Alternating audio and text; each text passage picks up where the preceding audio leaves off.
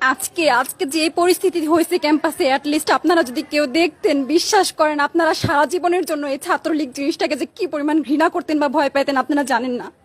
এরা আমাদের সামনে রড দিয়ে পিটায়া, ছেলেগুলারে রড দিয়ে পিটায়া একদম আধা মরা করে ফেলছে।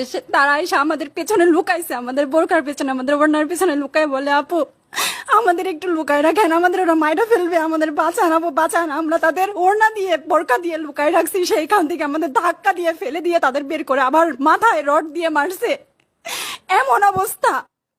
এবং তারা আমাদের ক্যাম্পাসের পরিচিত মুখ, আমরা চিনি তাদের, তারা এই অবস্থা করছে, রাস্তায় একদম শোয়াই ফেলছে।